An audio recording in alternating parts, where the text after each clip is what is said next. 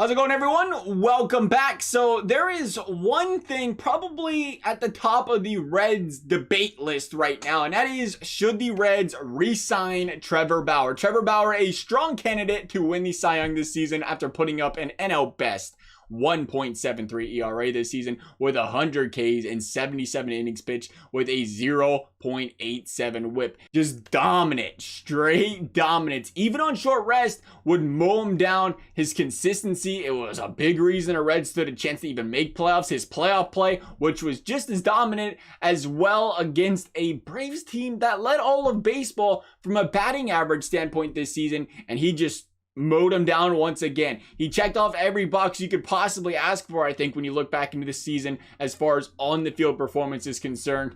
And for that reason, do you re-sign him? Big question. Shocker here. Maybe, maybe not. But I'm saying no, you don't sign him. The big no here. Now, here's the thing. First and foremost, it has been talked about he might do a short-term deal. I'm not against a short-term deal. You want to sign Trevor Bauer to 1 or 2 years? Do it. Bingo. No questions about it. I'm inking him. But if we're talking long-term deal here, high dollar price tag here, which by the way, he's deserved of after pitching the way he just did, completely against the Reds signing him. And now here's why.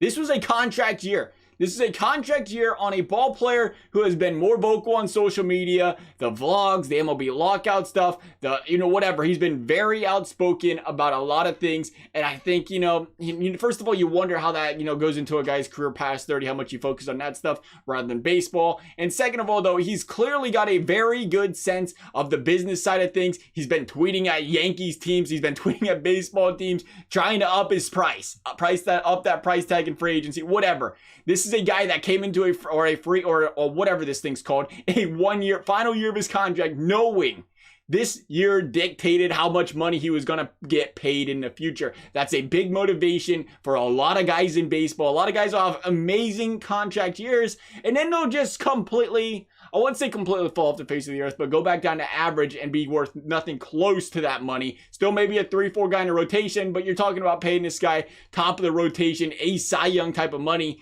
It ain't worth it. And all that being said, I think this was peak Trevor Bauer, which was really good. That's not a diss on him by any stretch of the imagination. But once you ink that long-term deal, I wonder if that motivation to be the best is still there. Guys that come to mind to me, I know it's hard, it's tough to compare, especially other sports. I'm thinking like PK Subban in NHL or even Chad Johnson, right? You get past the age of 30 and you're focused on, extracurricular things, or you're focused on the talk rather than the game. You wonder how much that will affect your play. A lot of guys, it doesn't turn out too well when they get past the age of 30. And I worry about that tremendously with Trevor Bauer. Again, 3rd, 4th guy in rotation, sure. Paying him like that, though? Probably not. Not after the season he just had. Bauer still has a career 3.9 ERA. Keep that in mind. Some teams probably going to pay this guy $30 million a year. Reds, can they even afford that after all of this, the past offseason acquisitions?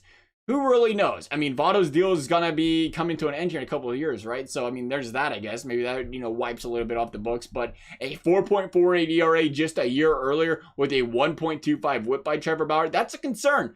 Keep in mind, this was a 60-game season. Now, granted, he was dominant during the time that he played here. It was still a shortened season compared to years previous. It's tough.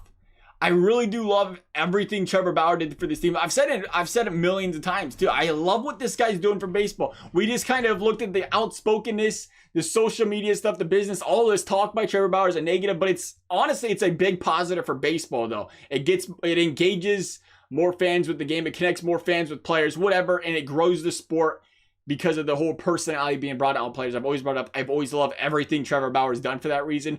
But as far as having a guy like that on your team, when they're getting paid the big bucks, when they're getting older, I'm not all on board for something like that. That's a personal preference there.